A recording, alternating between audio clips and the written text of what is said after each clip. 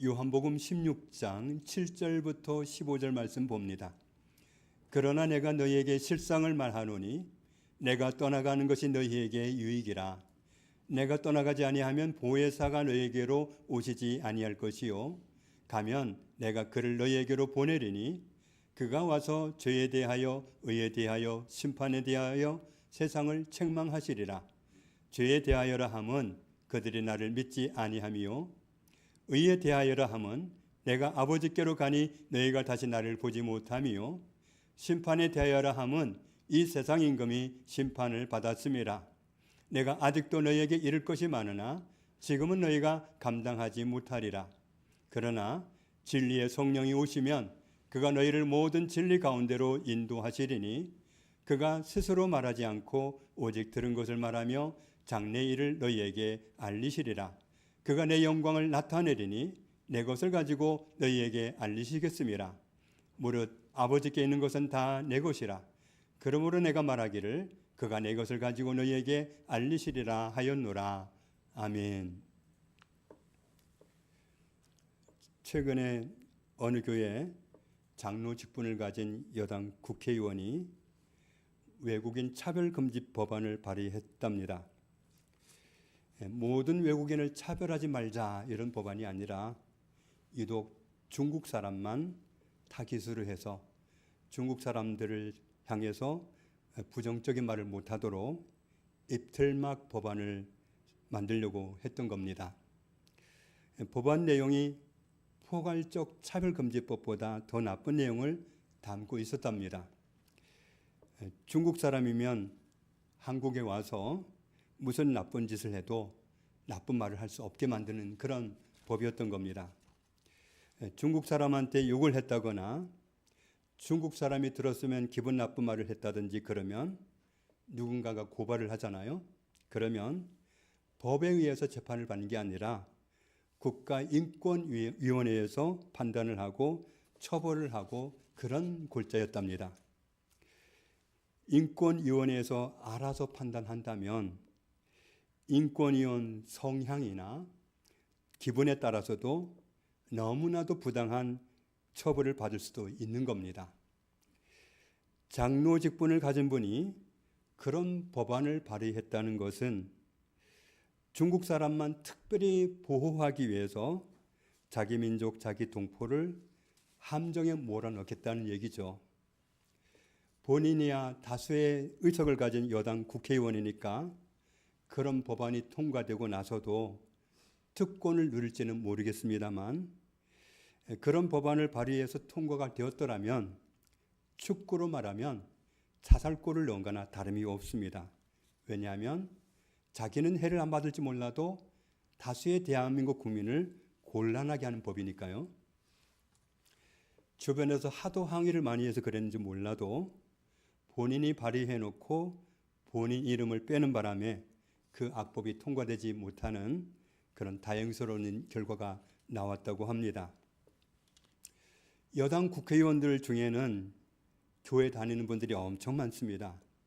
그런데도 이분들이 포괄적 차별금지법을 통과시키려고 그렇게 애쓰는 걸 보면 정말 이분들이 하나님을 믿는 사람들이 맞는지 의문이 듭니다. 하나님을 정말 믿나? 의문을 갖게 하는 사람들이 사실은 국회에만 있는 건 아니지요. 오늘 한국교회 전반의 문제이고 그리고 어쩌면 우리도 그런 사람일 수 있습니다. 하나님은 한 분이시고 하나님은 신실하시고 진실하시고 거짓이 없으신데 왜 오늘날 우리 시대에 하나님을 믿는다고 하는 사람들 가운데는 엉터리로 믿는 사람이 많고 가짜로 믿는 사람이 많을까요?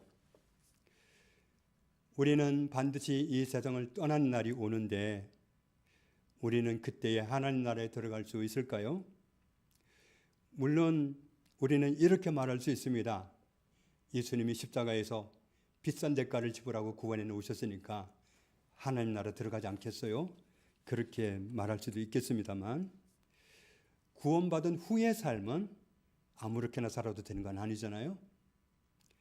마태복음 7장에 있는 말씀을 보면 천국에 들어갈지 말지를 결정할 때 그 사람이 어떤 열매를 맺고 살아왔는지를 주님께서 보시겠다고 말씀하셨습니다. 예수님을 주님이라고 부르고 살았던 모든 사람이 다 천국에 들여보내지는 것은 아니다. 하나님의 뜻대로 행하는 삶을 열매로 맺어온 사람을 들여보내시겠다고 말씀하셨습니다. 우리를 택하신 분이 주님이신데 주님이 우리를 택하셨을 때는 우리가 열매 맺는 삶을 살고 그리고 우리가 맺는 열매가 항상 있으면서 그런 상태에서 하나님께 무엇이든지 기도하면 다 응답받고 살아가는 그런 삶을 살게 하려고 부르셨다고 말씀합니다. 그렇다면 우리가 어떤 열매를 맺기 바라시는지는 다음 구절에 나와 있습니다. 내가 이것을 너희에게 명함은 너희로 서로 사랑하게 하려 함이라. 서로 사랑하는 열매를 맺기를 원하셨던 거예요.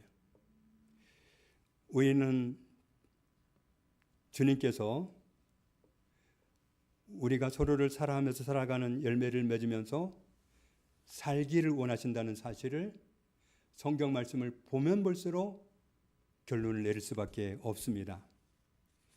그런데 우리는 서로를 사랑합니까? 어떤 분들은 수개월째 교회를 나오지 못하고 있습니다. 우리가 서로 사랑한다면 이런 일은 없었을 것 같습니다.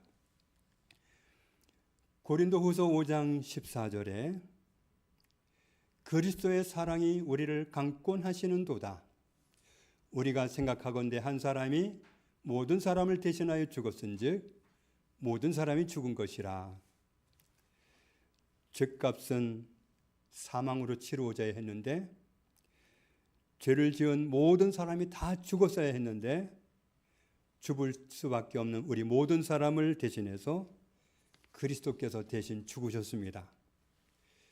그 결과로 예수님이 모든 사람을 대신해서 죽으셨기 때문에 죽어야 할 모든 사람은 죽은 걸로 해주시는 겁니다. 그래서 이제 모든 사람은 안 죽어도 되게 해주셨다는 말씀입니다. 그렇기 때문에 같이 읽습니다. 그런즉 누구든지 그리스도 안에 있으면 새로운 피조물이라. 이전 것은 지나갔으니 보라 새 것이 되었도다. 죄인이었기 때문에 반드시 죽었어야 했는데 그리스도께서 대신 죽어주심으로 이제는 우리는 죽지 않아도 되는 전혀 새로운 피조물이 되었다는 겁니다. 같이 읽습니다. 그가 모든 사람을 대신하여 죽으심은 살아있는 자들로 하여금 다시는 그들 자신을 위하여 살지 않고 오직 그들을 대신하여 죽었다가 다시 살아나신 이를 위하여 살게 하려 함이라. 우리가 새로운 피조물이 되게 해주신 하나님의 사랑을 알았다면 이제는 나 자신을 위해 사는 사람이 아니라 나를 전혀 새로운 존재가 되게 해주시려고 십자가에 대신 죽으셨다가 살아나신 그리스도를 위해서 사는 사람이 되기를 원하신다고 말씀합니다. 그래서 우리는 이제 남은 세월을 나를 위해서 사는 게 아니라 영원히 죽을 수밖에 없는 나를 영원히 살려주신 그리스도를 위해 사는 사람으로 돌변해야 맞습니다. 우리가 어떻게 살면 나를 사랑하사 나를 위하여 자기 자신을 버리신 하나님의 아들을 믿고 나의 구원자이신 예수님을 위해서 사는 그런 삶을 사는 것이 될까요? 모든 것이 하나님께로서 났으며 그가 그리스도로 말미암아 우리를 자기와 화목하게 하시고 또 우리에게 화목하게 하는 직분을 주셨으니 우리는 하나님과 화목하지 못했었습니다. 그게 전부였으면 우리는 영원히 지옥으로 가야 할 그런 존재였던 거죠. 그건 영원한 멸망인데 그런데 하나님께서는 하나님과 화목하지 못했던 우리를 살리시기 위해서 죄 없으신 예수님을 우리 대신 벌하시고 우리는 벌 받은 것으로 간주해 주시고 용서해 주셨습니다. 그리스도를 통해서 우리를 하나님과 화목한 관계가 되게 해 놓으신 겁니다. 그리고 우리에게는 화목하게 되었으니까 화목한 관계를 마음껏 누려라. 이건 당연한 거고 거기에 덧붙여서 우리에게 화목하게 하는 직분을 주셨다고 말씀합니다. 그러니까 하나님과 화목함을 얻은 우리에게는 하나님께서 화목하게 하는 직분을 맡겨주셨습니다. 화목하게 하는 직분을 받았으니까 우리는 화목하게 하는 사람으로 살아야 되는 거죠. 곧 하나님께서 그리스도 안에 계시사 세상을 자기와 화목하게 하시며 그들의 죄를 그들에게 돌리지 아니하시고 화목하게 하는 말씀을 우리에게 부탁하셨느니라. 그러므로 우리가 그리스도를 대신하여 사신이 되어 하나님이 우리를 통하여 너희를 권면하시는 것 같이 그리스도를 대신하여 간청하노니 너희는 하나님과 화목하라. 그리스도를 대신하여 간청하노니 너희는 하나님과 화목하라. 우리는 그리스도를 통해서 하나님과 이미 화목한 관계가 되었는데 왜 또 화목하라고 하시는 거죠? 너희가 사람의 잘못을 용서하면 너희 하늘 아버지께서도 너희 잘못을 용서하시려니와 너희가 사람의 잘못을 용서하지 아니하면 너희 아버지께서도 너희 잘못을 용서하지 아니하시리라. 우리가 다른 사람을 용서하지 못하면 하나님과 화목을 못합니다. 어떤 교단에서는 주님이 가르쳐 주신 기도를 못합니다. 저는 물론 모든 그리스도인 모임에서 헤어질 때 주기도문을 하고 헤어지자, 저는 이거는 동의하지 않습니다. 어떤 분들은 꼭 모여서 마칠 때 꼭 주기도문을 하고 마쳐야 직성이 풀리는 그런 분들이 있습니다. 그런데 제가 보기에는 모임을 마칠 때 이걸 마침 기도로 써라, 이런 용도로 이 말씀을 주신 게 아니라 기도할 때 이런 틀 안에서 기도해라, 이런 방법을 알려주신 거지. 이 주기도문으로 날마다 모일 때마다 마칠 때마다 이걸로 기도해라, 이건 아니라고 저는 생각합니다. 그런데 주기도문을 하지 못하는 교단에서는 왜 이 기도문으로 기도를 못하느냐 하면 실상은 본인들이 말씀대로 살 자신이 없어서 그래요. 왜냐하면 마태복음 6장 12절에 우리가 우리에게 죄 지은 자를 사하여 준 것 같이 우리 죄를 사하여 주시옵고, 주 기도문으로 기도하다 보면 이 대목이 나오잖아요. 이 부분에서 걸리는 거예요. 자신이 없는 거예요. 그러니까 그 불편한 마음을 없애기 위해서 우리 주 기도문으로 기도하지 말자는 거예요. 그런데 이걸 대놓고 우리 이래서 기도하지 말자 이렇게 하면 좀 창피하니까 그렇게는 말 못하고 겉으로 표현할 때는 엉뚱한 이유를 대긴 해요. 그런데 이 말씀이 걸림이 되니까 이 말씀대로 살기 싫어가지고 그래서 이거 하지 말자는 거예요. 이게 얼마나 우스꽝스러운 일입니까?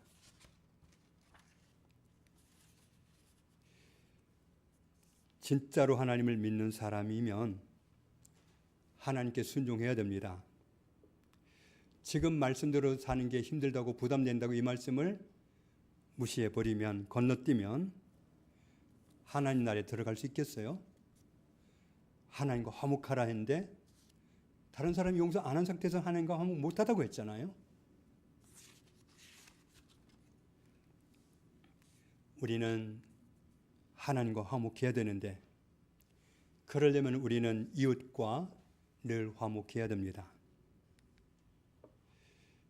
예배를 드리는 것보다 더 중요한 게 화목이니까 화목을 깨는 일을 해서는 안 되고 화목을 깬 가해자로 남아 있어도 안 됩니다. 하나님과 화목하려면 이웃과 화목해야 되잖아요. 누가복음 6장에 비판하지 말라. 그리하면 너희가 비판을 받지 않을 것이요. 정죄하지 말라. 그리하면 너희가 정죄를 받지 않을 것이요. 용서하라. 그리하면 너희가 용서를 받을 것이요. 나도 용서하는 사람이 하나님께 용서받습니다. 아픔이 있는데 물론 상처를 받았으니까 아프죠.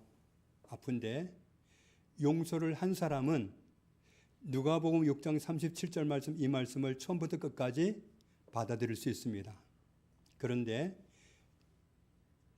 후반부가 안 되는 사람은 전반부를 하기 어렵습니다. 용서가 안 된 사람은 자꾸만 비판하게 돼 있어요. 아무개가 그렇게 실수했으니까 내가 힘들지.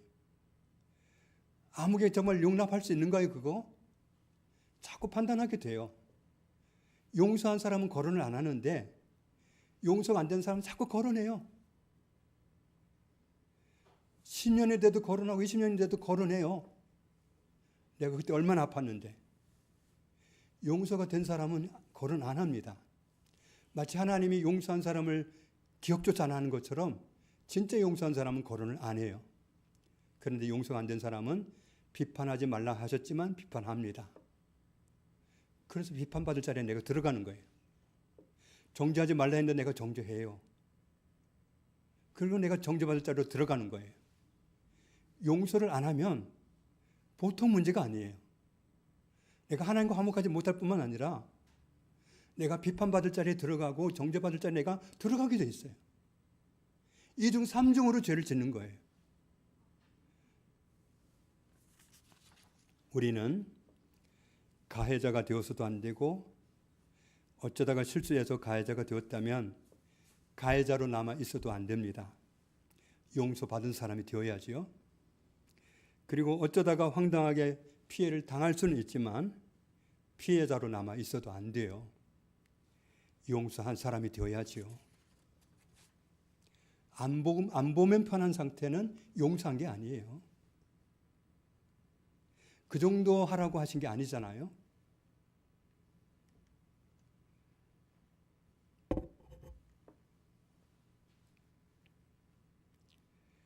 오직 너희는 원수를 사랑하고 선대하며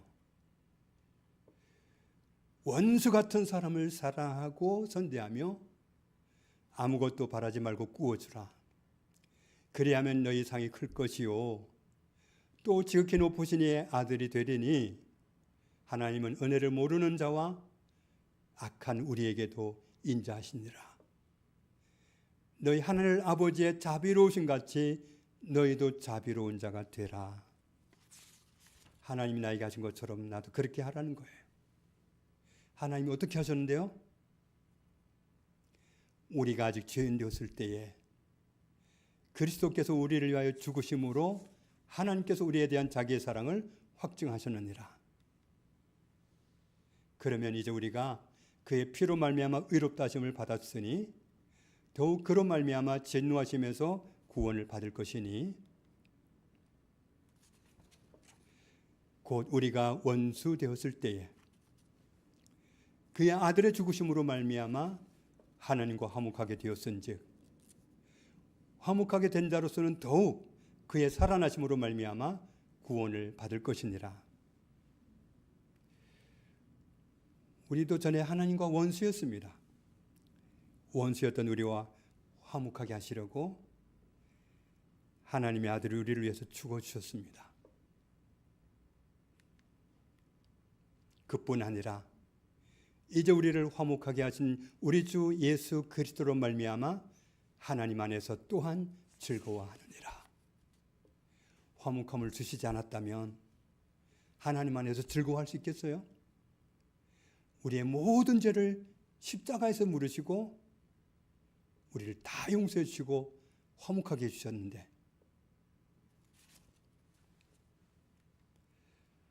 요한일서에 있는 말씀 보면 하나님의 사랑이 우리에게 이렇게 나타난 바 되었으니 하나님이 자기의 독생자를 세상에 보내심은 그로 말미암아 우리를 살리려 하심이라. 사랑은 여기 있으니 우리가 하나님을 사랑한 것이 아니요 하나님이 우리를 사랑하사 우리 죄를 속하기 위하여 화목제물로 그 아들을 보내셨습니다. 우리 죄를 수습하는 용도로 죽이기 위해서 아들을 보내셨습니다. 같이 읽습니다. 사랑하는 자들아, 하나님이 이같이 우리를 사랑하셨은즉 우리도 서로 사랑하는 것이 마땅하도다.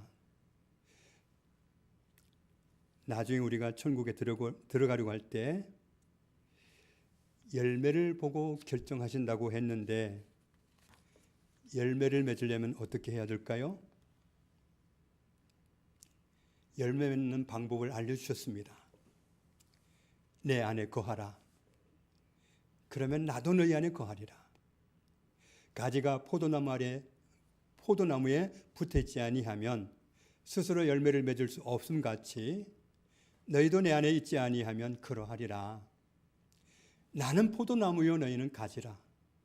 그가 내 안에 내가 그 안에 거하면 사람이 열매를 많이 맺나니 나를 떠나서는 너희가 아무것도 할 수 없습니다.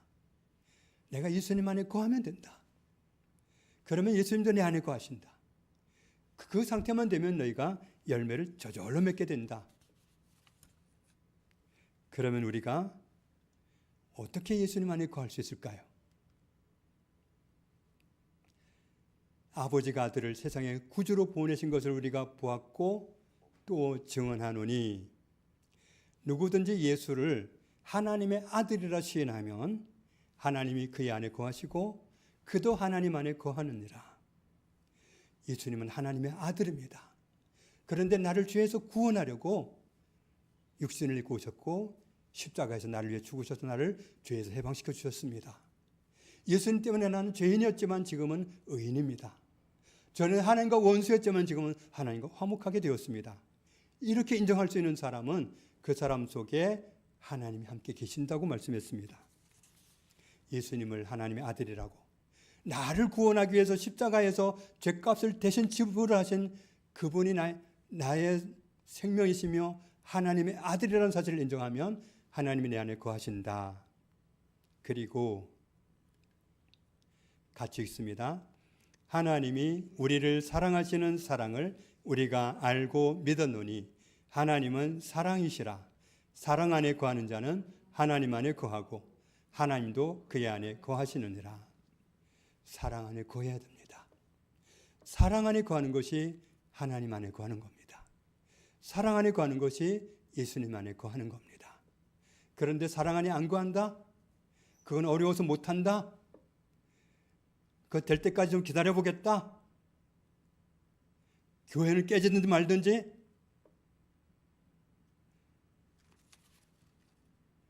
서로 사랑하고 지냈어야 할 이웃과의 관계가 어그러졌을 때 용서를 비는 것이 사랑이고 용서해 주는 것이 사랑입니다. 우리는 잘 보이는 눈으로 사람들을 보고 잘 들리는 귀로 정보를 듣고 말합니다. 저렇게 사는 사람이 장로 맞아? 저 사람이 권사 맞아? 저 사람이 집사야? 우리 시대의 아픔입니다. 진짜로 살아야 하나님 나라에 들어갈 텐데 어쩌려고들 그러는 걸까요? 그런데 더 중요한 게 있습니다. 다른 사람이 가짜라고 엉터리라고 볼 수 있는 게 다가 아닙니다. 저거 엉터리 아니야? 저거 가짜 아니야? 이렇게 말할 수 있는 게 다가 아닙니다. 우리가 하나님과 원수였는데 은혜를 입은 사람이라면 보이는 대로만 보고 엉터리다, 가짜다 그 말만 할 게 아니라, 판단하는 말, 비판하는 말만 할 게 아니라 뭔가 더 있어야 되지 않겠습니까? 그 사람이 그 엉터리로 살면 결말이 어떻게 날까 뻔한데 그래 지옥 가서 마땅하지 그럴 겁니까? 그 사람을 위해서 기도는 안 해줘도 될까요? 그냥 보이는 대로 판단하는 말 하면 그냥 다 된 건가요?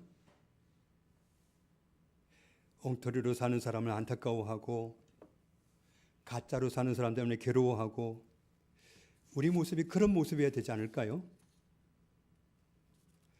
그리고 하나님 앞에서 나는 가짜인가 진짜인가 늘 살펴보고 늘 정신 차리고 살아야 되지 않겠습니까? 예수님께서 어느 날 우리를 구원하시고 나면 하나님 나라로 돌아가시겠다고 말씀을 하셨는데, 그 말씀을 하셨을 때 제자들 분위기가 싸늘했습니다. 제자들 마음에 근심이 가득했던 거죠. 그때 예수님이 말씀하셨습니다. 그러나 내가 너희에게 실상을 말하노니 내가 떠나가는 것이 너희에게 유익이라. 내가 떠나가지 아니하면 보혜사가 너희에게로 오시지 아니할 것이요 가면 내가 그를 너희에게로 보내리니, 성령님이 오시면 사람이 바른 길을 가지 못할 때 책망하셔서 가야 할 길로 가도록 안내하신다고 말씀하셨습니다. 하나님이 우리에게 오시면 책망할 것이 많겠지만 우리를 책망하셔도 심판하려고 책망하시는 게 아니라 하나님이 원하시는 길로 가게 하려고, 사는 길로 가게 하려고 책망하시는 거예요. 우리는 잘못한 사람을 보면 아예 안 보고 싶어 하는데, 하나님의 책망은 안 보기 위한 책망이 아니라 살려서 회개하고 돌이켜서 같이 보자고, 계속 우리 친밀하게 화목하게 같이 살자고, 그런 목적으로 책망하시는 거예요. 하나님의 책망은 우리가 책망하는 것과 달라요. 물론 우리 인생길을 다 달려간 후에는 가짜로 살았다면 심판을 받게 됩니다. 그러나 우리를 사랑하심으로 구원해 주신 하나님을 믿고 사랑하고 따르는 삶을 살면 심판받을 일이 지나갑니다. 대신에 진짜로 믿고 살아야지요. 엉터리로 산다든지 가짜로 산다든지 그러면 곤란합니다. 방법이 없습니다. 이건 뭐 여당 국회의원 돼도 소용없습니다. 이건 살 길이 없습니다. 이건. 요한복음 16장 13절에 말씀합니다. 같이 읽겠습니다. 그러나 진리의 성령이 오시면 그가 너희를 모든 진리 가운데로 인도하시리니 그가 스스로 말하지 않고 오직 들은 것을 말하며 장래의 일을 너희에게 알리시리라.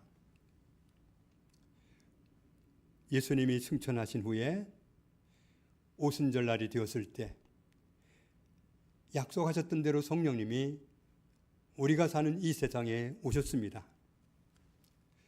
성령님은, 우리 가운데 오신 성령님은 사람을 진리 가운데로 인도하시는 분입니다. 오늘을 사는 우리는 맨 처음에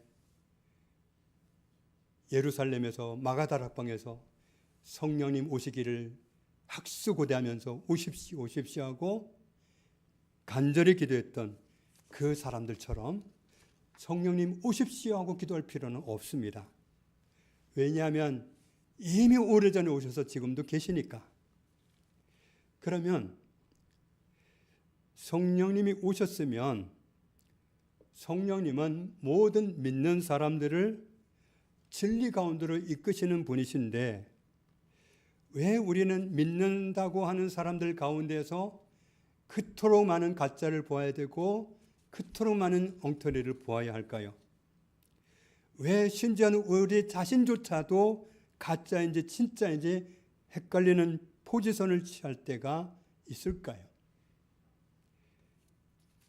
이유는 하나입니다. 성령님은 진직에 오셔서 우리 가운데 계십니다. 고린도전서 3장에 보면 너희는 너희가 하나님의 성전인 것과 하나님의 성령이 너희 안에 계시는 것을 알지 못하느냐. 누구든지 하나님의 성전을 더럽히면 하나님이 그 사람을 멸하시리라. 하나님의 성전은 거룩하니 너희도 그러하니라.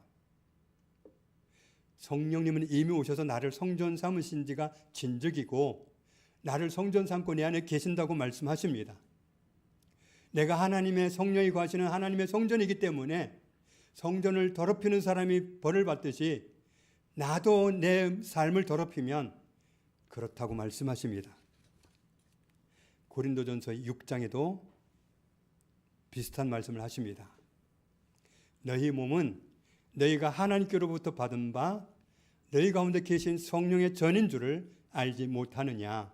너희는 너희 자신의 것이 아니라 값으로 산 것이 되었으니 그런즉 너희 몸으로 하나님께 영광을 돌리라.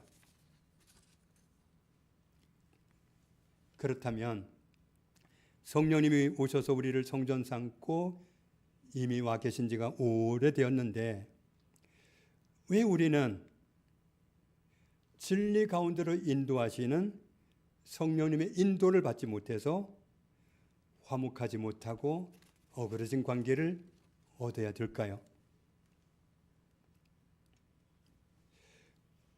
요한일서 3장에 우리는 형제를 사랑함으로 사망에서 옮겨 생명으로 들어간 줄을 알거니와 사랑하지 아니하는 자는 사망에 머물러 있느니라.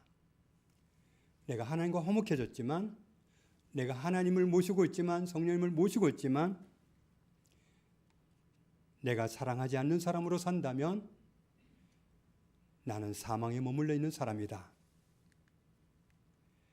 그 형제를 미워하는 자마다 살인하는 자니 살인하는 자마다 영생이 그 속에 거하지 아니하는 것을 너희가 아는 바라. 우리는 서로 사랑하고 있습니까? 그가 우리를 위하여 목숨을 버리셨으니 우리가 이로써 사랑을 알고 우리도 형제들을 위하여 목숨을 버리는 것이 마땅하니라. 하나님은 원수였던 우리와 화목하게 지내시기 위해서 원수를 위해서 죽으셨습니다.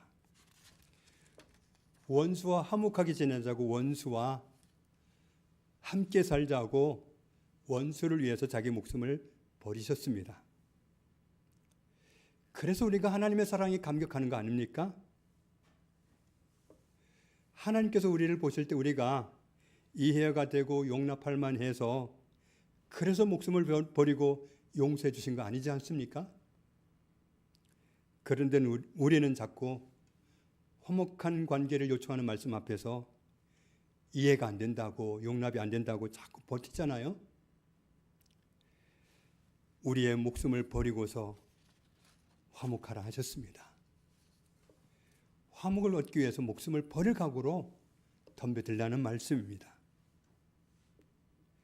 하나님이 하나님께 원수되었던 모든 원수들을 품에 두시려고 목숨을 버리셨던 거, 나를 하나님 품에 두시려고 목숨을 버리셨던 것은 당연하고, 내가 이웃과 화목하기 위해서 내 목숨을 버리는 건 부당한가요?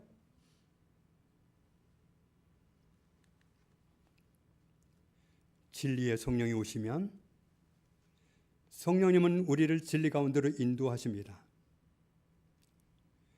우리가 성령님이 나를 성전 삼고 와 계심에도 진리 가운데로 인도하시는 성령님의 인도를 못 받는 이유는 뭘까요?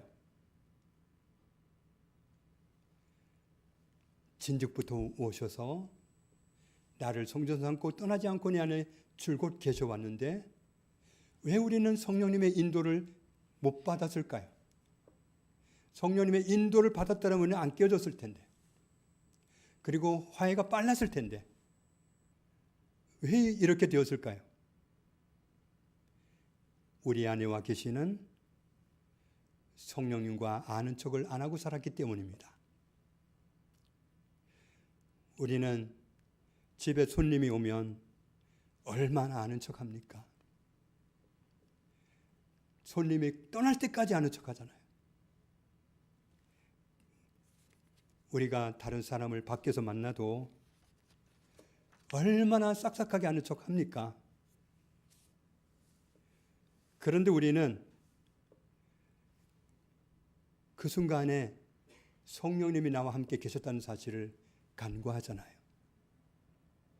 다른 사람과 대화하는 거기에 열심히 정말 집중하면서도 그 순간에 성령님이 함께 계셨다는 사실은 놓치잖아요.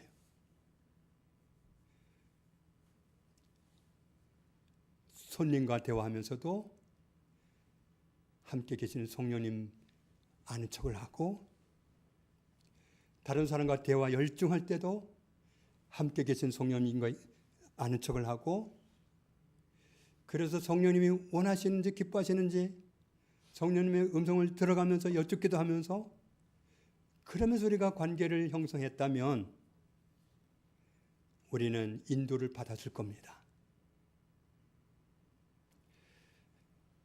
우리가 성령님을 투명 처리해서 아는 척을 안 하는 게 이런 결과를 빚게 되는 겁니다. 성령님이 항상 계시는데 아는 척을 했어야 됩니다. 우리는 하루 종일, 하루를 사는 하루 종일 정말 무수히 성령님과 아는 척을 했어야 됩니다. 그랬으면 우리를 진리 가운데로 인도하십니다. 우리가 혼자 있을 때도 성령님은 함께 계시고요, 다른 사람과 함께 있을 때도 성령님은 함께 계십니다. 아, 너 다른 사람과 대화하고 있구나, 내가 좀 피해줄게 하고 성령님이 떠나시지 않습니다. 모든 걸 다 보고 계시고 다 듣고 계십니다. 우리는 사람 앞에 있을 때에도 함께 계신 성령님 앞에 서야 됩니다. 그래야 진리 가운데로 인도하시는 성령님의 인도를 받을 수 있고, 사람들에게 의구심을 주는 진짜 맞아? 가짜 아닐까? 이런 혼동을 주지 않는, 그 사람은 진짜 신실한 그리스도인이야, 그렇게 인정받을 수 있는 겁니다. 성령님은 우리를 진리 가운데로 인도하시기 위해서 와 계십니다. 잠시 방문하신 게 아니라 영원히 함께 살기 위해서 나를 성전 삼고 함께 계십니다. 그런데 아는 척을 해야 됩니다. 투명 처리하면 손해입니다. 진리 가운데로 인도하시는 성령님의 인도를 못 받기 때문입니다. 우리가 모든 것을 결정할 때 성령님 앞에 서기 원합니다. 교회를 생각하고, 성령님 앞에서 교회를 생각하고, 성령님 앞에서 화목을 요구하신 말씀을 생각하고, 성령님 앞에서 우리는 생각하고 결정하고 인도받을 수 있어야 됩니다. 성령님이 우리를 진리 가운데 인도하기를 원하셔서 와 계시지만 아는 척을 안 해가지고는 도무지 인도받을 수 없습니다. 그러면 우리가 욕하는 다른 어떤 분들과도 전혀 다르지 않습니다. 우리도 똑같은 사람이 될 것이고, 그리고 천국 문전에서 심각한 상황이 벌어질 수도 있습니다. 그런 낭패를 당하지 않기 위해서 이제부터라도, 오늘부터라도, 이 순간부터라도 나를 성전 삼고 계시는 성령님을 아는 척하고 아는 척하고 아는 척해서 진리 가운데로 인도받는 삶을 살아가는 우리 모두가 되시기를 주님의 이름으로 축복합니다. 하나님 아버지, 감사합니다. 원수였던 우리를 화목하게 해주시려고 예수님을 십자가에 내어주셨습니다. 죄 없는 하나님의 아들이 우리 죄 때문에 죽으시고 우리는 하나님과 화목함을 얻었습니다. 어떻게 화목하게 얻은 것을 알게 되었으니 너희도 내가 그렇게 한 것처럼 그렇게 하라고 부탁하셨습니다. 주님, 성령님의 인도를 받으면서 진짜로 살기 원합니다. 가짜가 되지 않기 원합니다. 나를 성전 삼고 줄곧 와 계시지만 아는 척을 안 하면 진리 가운데로 인도하시려고 와 계시지만 성령님의 인도를 받을 수 없사오니 성령께 인도받기 위해서 성령님과 늘 아는 척하는, 그래서 성령과 친밀하고 하나님과 화목하고 이웃과 화목하고 그런 우리들 다 되게 하여 주옵소서. 예수님의 이름으로 기도합니다. 아멘.